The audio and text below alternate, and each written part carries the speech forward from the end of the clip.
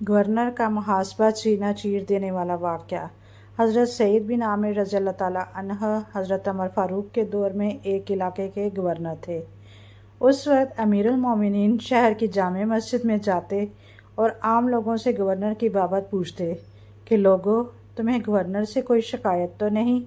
जब हज़रत उमर फ़ारूक ने हज़रत सईद बिन आमिर की बाबत लोगों से पूछा कि गवर्नर से कोई शिकायत तो नहीं, तो लोगों ने जवाब दिया, 4 शिकायतें हैं। तो हज़रत उमर फ़ारूक रज़ी अल्लाह ताला अन्हु ने गवर्नर को बुलाया और फरमाया, 4 शिकायतें हैं लोगों को आपसे। पहली ये कि आप लोगों से फजर के वक्त नहीं मिलते, इशराक के वक्त मिलते हैं।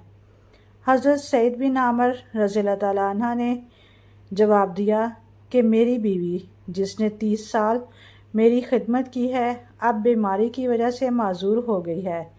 मैं सुबह नमाज पढ़कर अपनी बीवी को नाश्ता करवाता हूँ, उसके कपड़े धोता हूँ, उसका पाखाना साफ़ करता हूँ, इसलिए देर हो जाती है लोगों से मिलने में। अभी जब लोगों ने पहली शिकायत का जवाब सुना तो उनके रोंगटे खड़े हो गए।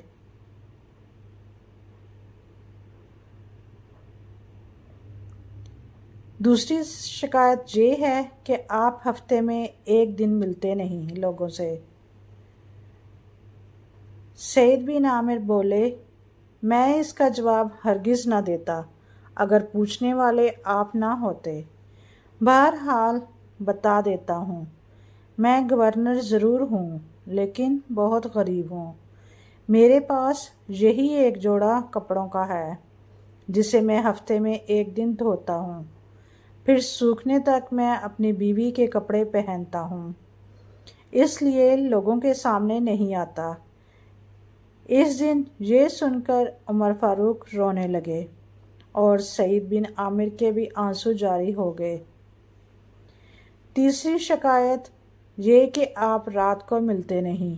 सईद बिन आमिर बोले, दिन सारा मखलूक की खिदमत करता हूँ, मेरी दाढ़ी सफ़ेद हो चुकी है, मतलब कि किसी वक्त भी मालिक का बुलावा आ सकता है, इसलिए पूरी रात इस रब्बे ज़ुल जलाल की इबादत करता हूँ, कहीं दिन हशर को रुस्वा ना हो जाऊँ। चौथी शिकायत उन लोगों की ये है कि आप बेहोश क्यों हो जाते हैं। सईद बिन आमिर रज़ी अल्लाह ताला अन्हु बोले, मैं 40 साल की उम्र में मुसलमान हुआ। इन 40 सालों के गुनाह याद करके रोता हूँ। क्या पता मेरे मालिक मुझे बख्शेगा भी ये नहीं।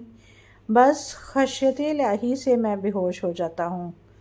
ऐ उमर रज़ी अल्लाह ताला अन्हु, इन शिकायतों के नतीजे में जो मेरी सज़ा बनती है दे दो। हज़रत उमर रज़ी अल्लाह ताला अन्हु के हाथ उठे और रब से इल्तिजा की, या अल्लाह, इस तरह के कुछ और गवर्नर मुझे अता किए जाएं, मुझे इन पर फ़ख्र है।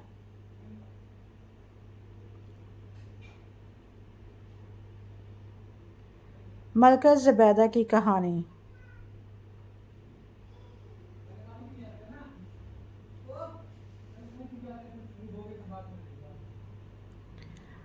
हारून रशीद की बीवी मलका ज़ुबैदा बिन्त जाफ़र फ़रीज़े हज की अदायगी के लिए मक्का मुकरमा आईं।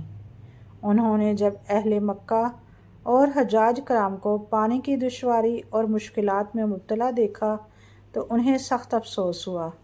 चुनाचे उन्होंने अपने इखराजात से एक अज़ीमुश्शान नहर खोदने का हुक्म जारी कर दिया। एक ऐसा फ़कीदुल मिसाल कारनामा अंजाम दिया जो रहती दुनिया तक याद रहेगा।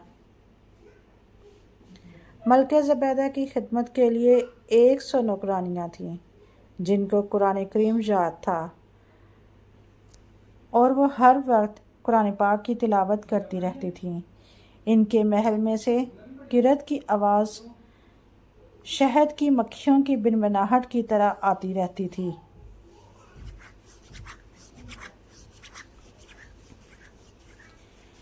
मलका ज़ुबैदा ने पानी की किल्लत के सबब حجاج کرام اور اہل مکہ کو درپیش مشکلات اور دشواریوں کا اپنی آنکھوں سے مشاہدہ کیا تو انہوں نے مکہ میں ایک نہر نکلوانے کا ارادہ کیا۔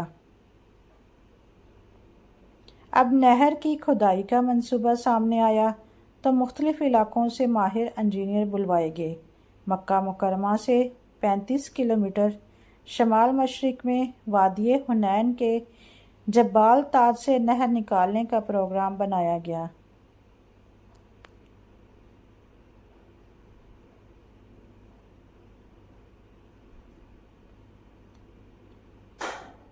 اس عظیم منصوبے پر 17 لاکھ دینار خرچ ہوئے۔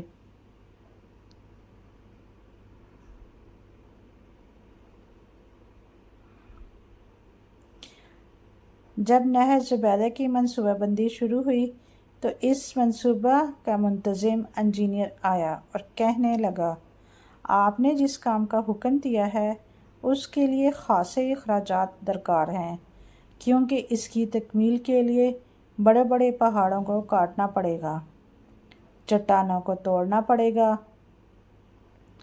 نشیب و فراز کی مشکلات سے نمٹنا پڑے گا، سینکڑوں مزدوروں کو دن رات محنت کرنی پڑے گی، تب کہیں جا کر اس منصوبہ کو پایہ تکمیل تک پہنچایا جا سکتا ہے۔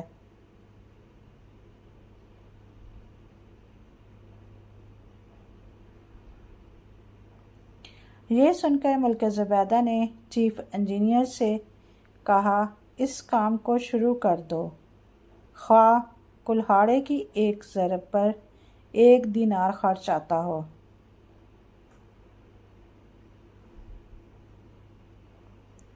اس طرح جب نہر کا منصوبہ تکمیل کو پہنچ گیا تو منتظمین اور نگران حضرات نے اخراجات کی تفصیلات ملکہ کی خدمت میں پیش کیں۔ اس وقت ملکہ دریائے دجلہ کے کنارے واقع اپنے محل میں تھیں۔ ملکہ نے وہ تمام کاغذات لیے اور انہیں کھول کر دیکھے بغیر دریا میں بہا دیے اور کہنے لگیں، الہی، میں نے دنیا میں کوئی حساب کتاب نہیں لینا، تو بھی مجھ سے قیامت کے دن کوئی حساب نہ لینا۔ اللہ رب العزت ان کے درجات کو بلند فرمائے اور دونوں جہاں میں ہم سب کو کامیابی و کامرانی عطا فرمائے۔